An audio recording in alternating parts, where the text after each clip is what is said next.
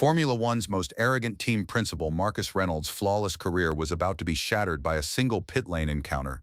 No one could have guessed who that ordinary-looking, quiet woman really was and how she would forever change Ferrari's future. The most striking lesson told in the motorsports world is that sometimes the greatest power comes in the quietest packages. The pit area of the Monaco Grand Prix circuit was in controlled chaos on race morning. Mechanics, engineers, and team personnel were performing a coordinated dance around million-dollar racing cars. The sounds of oiled screws, tightened nuts, and calibration tools echoed through the pit corridor in the early morning hours. The familiar smell of racing hung in the air, a mixture of hot rubber, fuel, and metal. In the center of the red Ferrari garage, 48-year-old Marcus Reynolds stood like a dictator. Despite his gray temples, this still handsome man was known in the Formula One world as the Red Baron, both for his reddish hair and his ruthless leadership style. Adjust the front wing angle by 0.2 degrees more. Check the tire pressure again. Smith, where is that telemetry data? He shouted, looking every bit the authority figure in his fire-red uniform and Ferrari logo-embroidered tie. His gold-detailed luxury watch, custom-designed shoes, and perfect manicure were visible symbols of his success and status.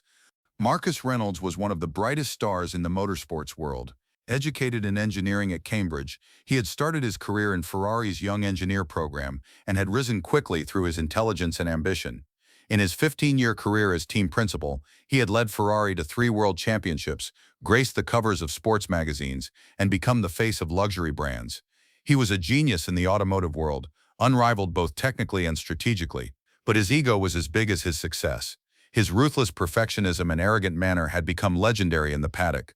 Last season, he had publicly fired a mechanic for a timing error, and 2 years ago, he had openly humiliated his second driver for a poor pit stop strategy. "Mr. Reynolds," said an assistant, carefully approaching him. He was a short, bespectacled young man. New assistants rarely lasted long with Marcus. "We've prepared the telemetry data for the test driver.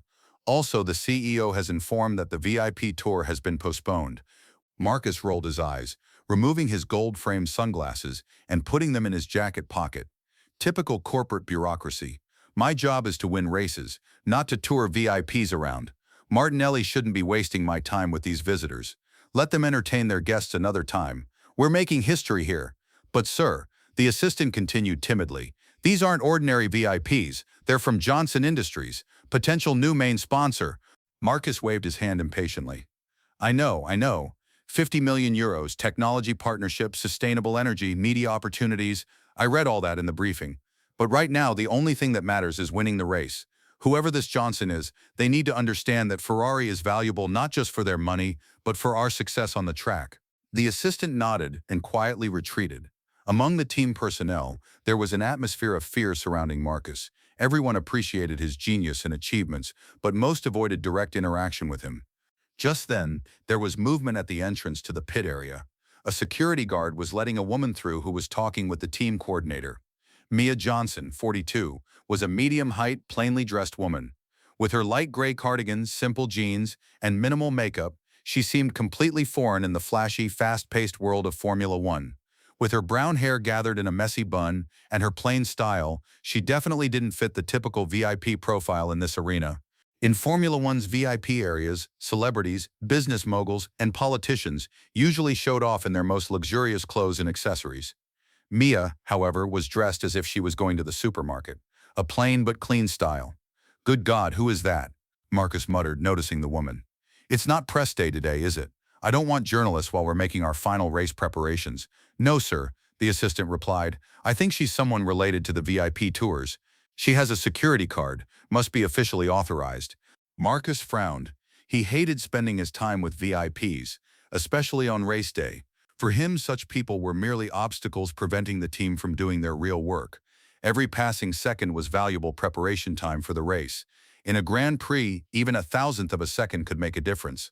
Mia moved slowly through the pit area, carefully watching the mechanics at work. Her eyes seemed to be trying to capture even the smallest details in the car technology. She examined the car's rear wings, hybrid power unit, and gearbox with particular interest. She occasionally jotted something down in the notebook she was holding. Marcus was beginning to lose his patience. He couldn't tolerate watching this tourist wandering around a racing car worth nearly 50 million euros. What if she accidentally touched something? What if she tried to take photos? What if she was spying for rival teams? Industrial espionage was common in Formula One, and every team took extraordinary measures to protect their technological secrets. He began walking toward the woman with sharp steps, an expression of open anger on his face. The team personnel, sensing their boss's approaching storm, slightly stepped aside. Everyone knew Marcus's anger fits well. "Madam," he said loudly, in a tone that the entire pit crew could hear, "this is not a museum tour. This is the pit area of the Ferrari Formula One team. Entry for unauthorized persons is absolutely forbidden. How did you get in here?" Mia looked up, calmly regarding Marcus. The intelligence and confidence in her eyes surprised him for a moment. This woman had an unusual calmness and self-assured manner about her. "I understand," she said in a soft voice. "I was just observing. I was curious about how your team works." "Observing?" Marcus's voice was sarcastic. "This is a racing team, madam, not an elementary school science project. To observe in a pit area, you need at least 10 years of engineering experience and 5 years of high-level racing team background. This is the world's most advanced technology and most competitive sport. Are you a race engineer?" "No, I'm not," Mia said honestly, closing her notebook. "Are you team personnel?" "No." "An aerodynamics expert? Engine technician? Telemetry analyst?" To each question, Mia politely gave a negative response. Her calm demeanor was irritating Marcus even more. People usually became nervous when confronted by him. They would back down or apologize. But this woman seemed completely unaffected. "Then I wonder how you got in here," Marcus said, narrowing his eyes. "I think our security personnel are neglecting their duty. The pit area is not an amusement park open for casual strolls." The pit crew was now watching the scene with uncomfortable glances. Most were afraid of Marcus's anger fits and tried to keep their eyes on their work. But now, everyone was uncomfortable seeing their boss berate this innocent-looking woman this way. A young mechanic whispered to another, "This guy really crosses the line sometimes." "I'm actually," Mia began. "Look, madam," Marcus cut her off, his voice now even louder. "This is the working area of one of the world's most prestigious motorsport teams. We make million-euro decisions here. We race against seconds. We have no room for amateurs like you to wander around. This is not child's play." "Amateur." There was a hint of amusement in Mia's voice. A spark flashed in her eyes, but overall she maintained her composure. "Yes, amateur," Marcus repeated, now even more confident, wagging his finger at Mia. "Someone wandering around in my team's pit area, taking notes, perhaps trying to leak information to rival teams. I don't know if you have even this much knowledge about motorsports, but everything we do here is extremely confidential and valuable. Even a photo of a spark plug placement could be considered industrial espionage." Mia closed her notebook, calmly putting it in her pocket. She took a deep breath, then surprisingly smiled. "Believe me, Mr. Reynolds, I understand the value of technological developments in motorsports, especially regarding hybrid engines and energy recovery systems." Her use of these technical terms somewhat surprised Marcus, but he quickly recovered. "Oh, really?" Marcus laughed derisively, turning to the crew around him as if including them in his joke. "And where does your expertise in this area come from? From Formula One History 101? Or maybe you follow it on Instagram? Or perhaps you became an expert by watching Drive to Survive on Netflix?" A few mechanics chuckled, but most now looked completely uncomfortable. The team coordinator, Jessica, a tall, professional-looking woman, took a step to intervene with Marcus, but Marcus stopped her with his hand. "Mr. Reynolds," Jessica said, slowly approaching, "perhaps you could discuss this matter privately. We have pre-race preparations and—" "No, Jessica," Marcus said in a definitive tone. "This is a security matter, and a lesson the entire team needs to see. Sometimes people need to know their place." He turned back to Mia. "Who gave you your security card? How did you get in here?" Mia gave Jessica an understanding look, then turned back to Marcus. "I was trying to explain to you. I'm the CEO of Johnson Industries. I'm here for sponsorship discussions." Marcus paused for a moment, but then took on a dismissive expression again. "And I'm the Prince of Monaco," he said sarcastically. "Listen, madam, whoever you claim to be, this is not a suitable place for you. That's enough. Security, remove this lady from the pit area. If she has a VIP card, cancel it. Make sure she never sets foot in the Ferrari pit area again." The team personnel was now completely frozen. Marcus's behavior was beyond his usual rudeness. Several people exchanged worried glances. The security guard reluctantly advanced, not quite knowing what to do. Just then there was a commotion at the main entrance to the pit area. Ferrari CEO Alessandro Martinelli and other senior executives of the company were rapidly entering. Alessandro, a charismatic figure in his 60s with silver hair, was dressed in an elegant Italian suit. He had been leading Ferrari for the last 10 years, successfully representing the brand not only on the racetrack, but also in the global business world. There was a worried expression on Alessandro's face. Beside him, the company's financial director and head of marketing seemed to share the same concern. Marcus, the CEO called out, approaching with quick steps. Have you seen Miss Mia, the CEO of Johnson Industries? She was supposed to be with us today, but she didn't come for the VIP tour. We're looking for her. We have a very important meeting. The expression on Marcus's face froze. The blood drained from his face. Johnson Industries, one of the world's largest technology and energy companies, a giant that had made groundbreaking discoveries in sustainable energy in recent years. And Ferrari was about to sign a €50 million sponsorship deal with them. This would be the team's biggest sponsorship deal in the last 5 years. Slowly, in horror, he turned to Mia. The woman was still standing there with a slight smile now on her face. "You are Mia Johnson?" Marcus stammered, his voice now almost a whisper. "Yes," Mia said simply. "I came early for the VIP tour. I wanted to see how the team worked before doing my actual job. New technologies and team dynamics have always interested me. It's important to understand the culture and working environment of a potential business partner, isn't it?" Alessandro rushed to join them, with a big smile on his face. "Mia, I finally found you. I apologize for the program change. I hope you've liked our team." There was a silence. Marcus's face was now white as a sheet, almost as pale as the pit wall. The pit crew was frozen, some looking at each other in shock, others biting their lips to keep from laughing. Just moments ago, Marcus Reynolds had labeled a world-famous CEO an amateur and tried to have her thrown out by security. "Your team is interesting," Mia said diplomatically, giving Marcus a brief glance. "Especially your pit crew works very efficiently. An impressive operation. Your technology also looks quite advanced." "Great," said Alessandro, relieved, not fully perceiving the tension of the situation. "I hope Marcus has given you all the information you need. He's our most valuable asset, you know. 3 world championships. Without his leadership, Ferrari wouldn't be where it is today." Marcus's throat went dry. His hands were trembling slightly. Throughout his career, he had had various conflicts with rival drivers, race directors, and even Ferrari's senior management on the track, but none of them compared to the current situation. I said. Mia turned to him, her eyes containing an understanding but also evaluative look. "Yes," Mr. Reynolds was quite explanatory.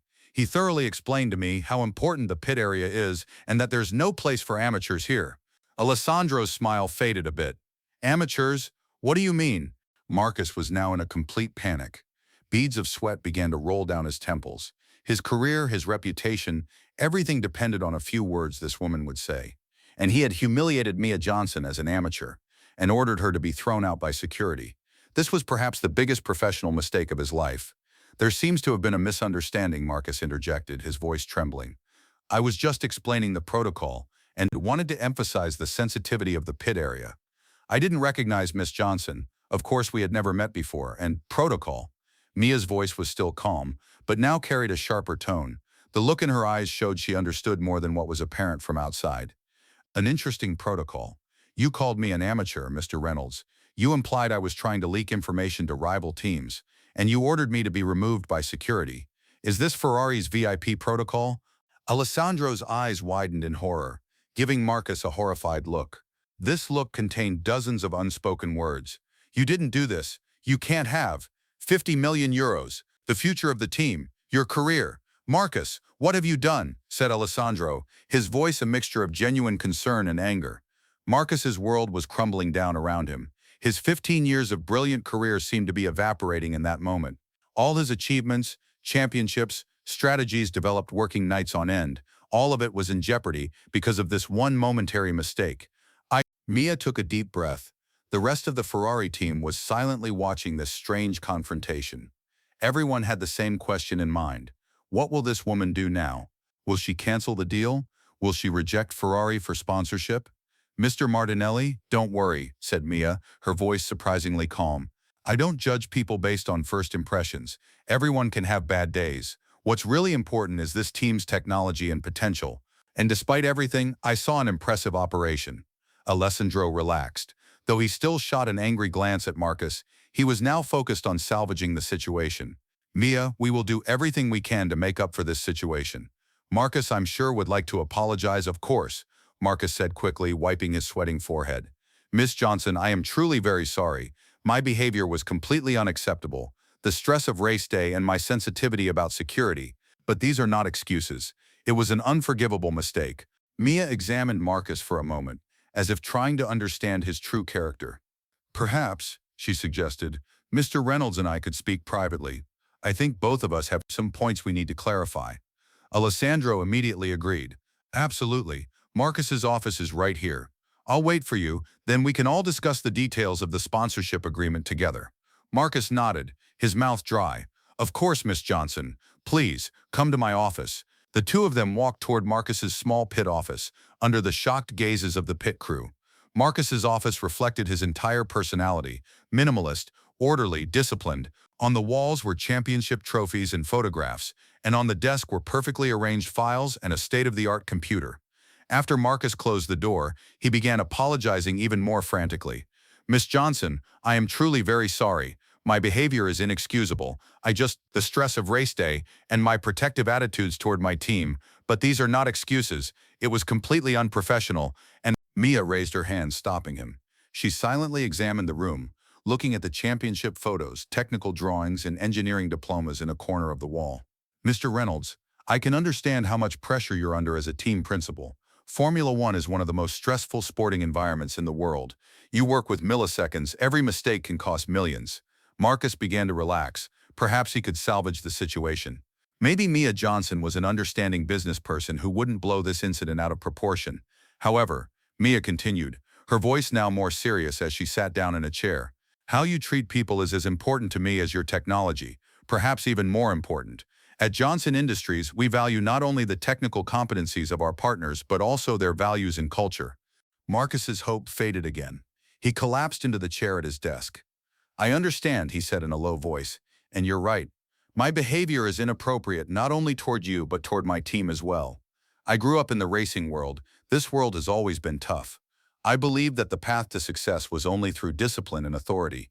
Today, as one of the most important members of your team, I saw how you treated your crew, said Mia. And unfortunately, I must say I didn't like what I saw very much. I saw the fear, the unease on their faces. In my view, true leadership comes not through fear and intimidation, but through respect and cooperation. Marcus bowed his head. At this moment, he felt smaller than he had ever felt in his 48 years of life. Usually, he was the one in control. He gave orders, made decisions, set directions. Now he was completely vulnerable. The sponsorship agreement, he murmured, not taking his eyes off the luxury racing car model on his desk. The agreement is still on the table, said Mia, surprising him, but with some conditions. Marcus raised his head, a glimmer of hope in his eyes. Conditions? Johnson Industries wants to partner with Ferrari, Mia explained, leaning forward.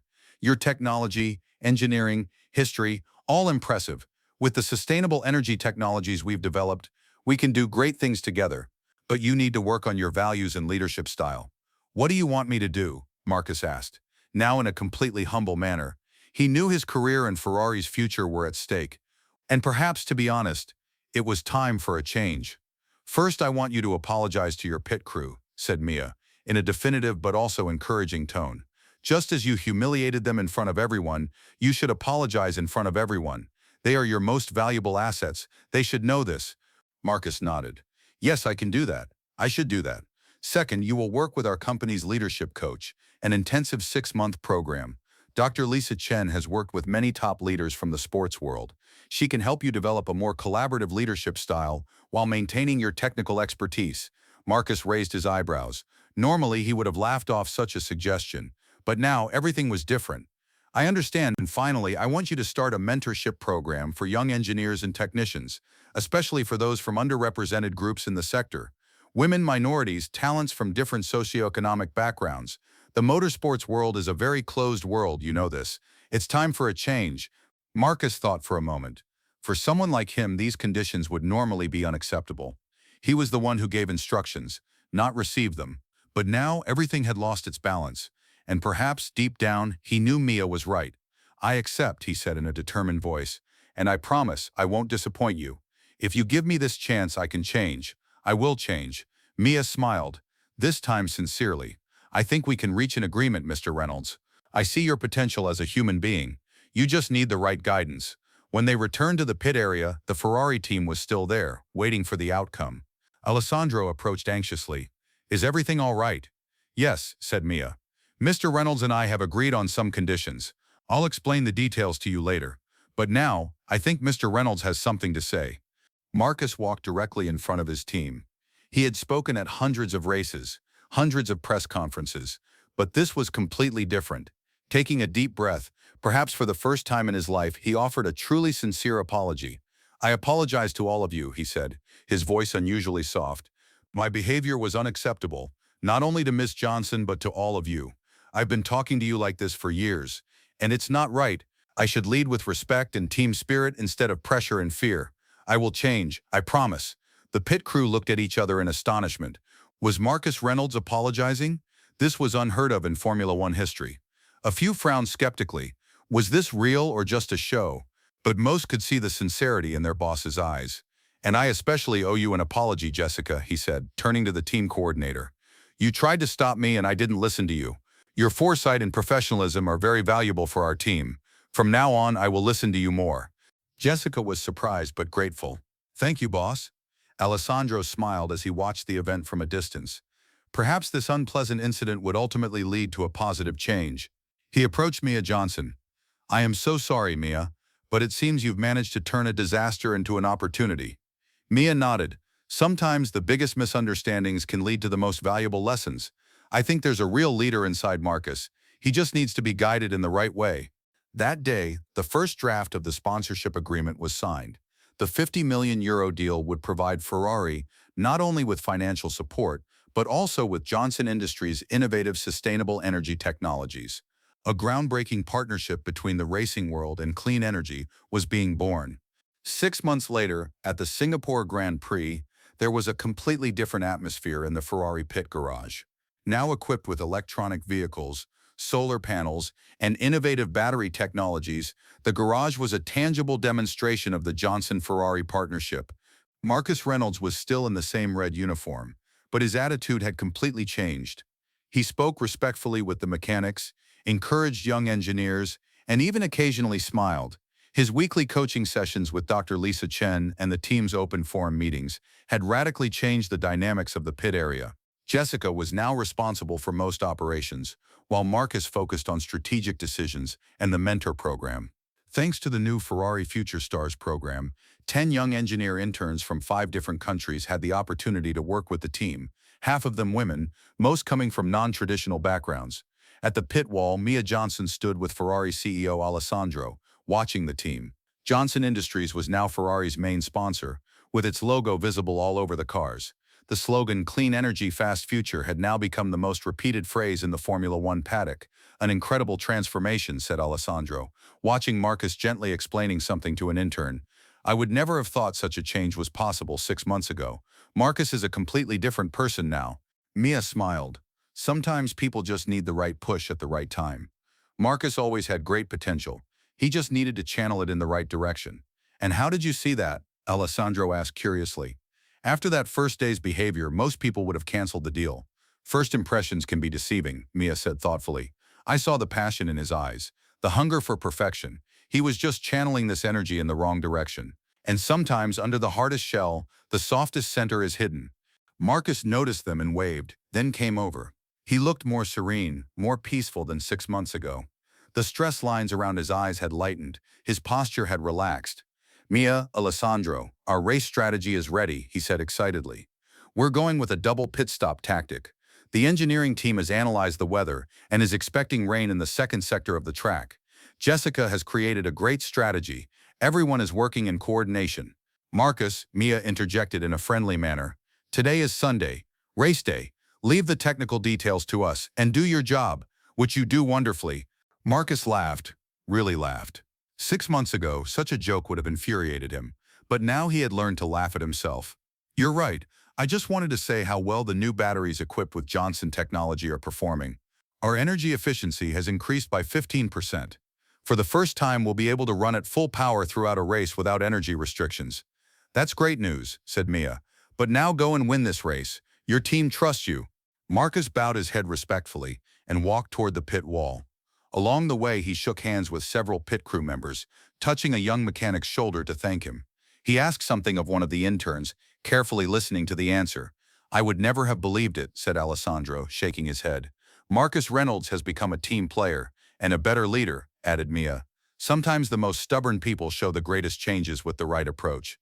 He's still a perfectionist, still passionate, still focused on winning, but now he's doing it with his team, not against them. In the afternoon, the race began.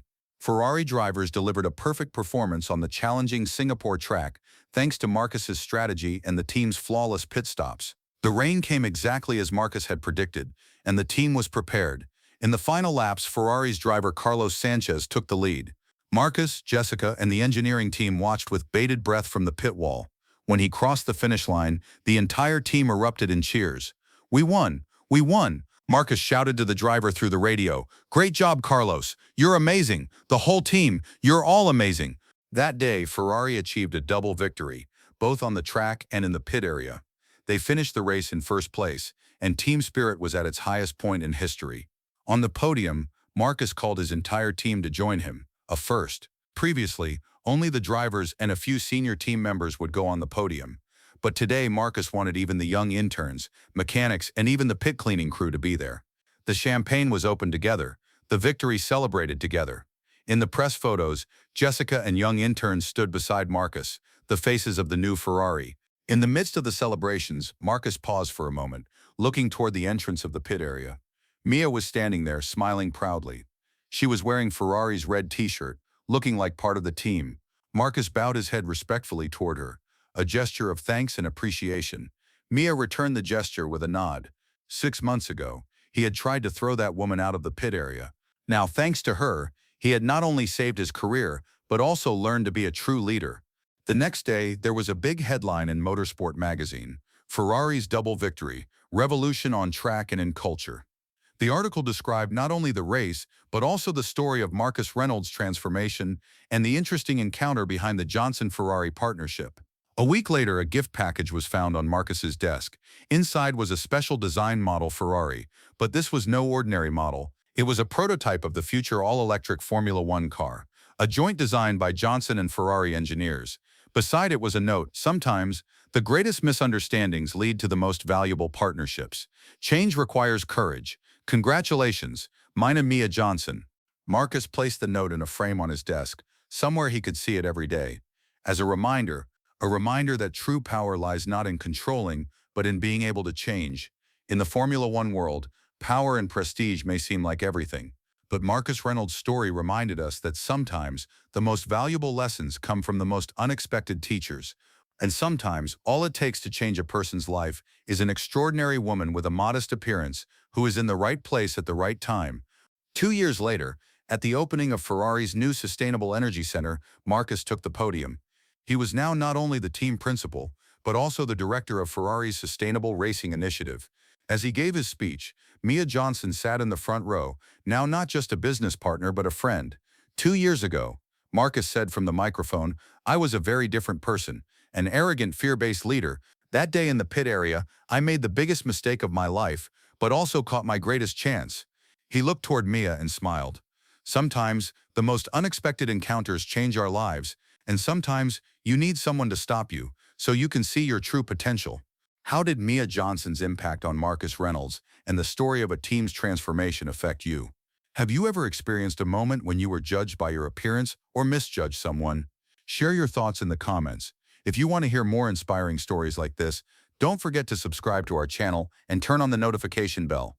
Sometimes the best leadership lessons come from the most unexpected people. Take care until our next story.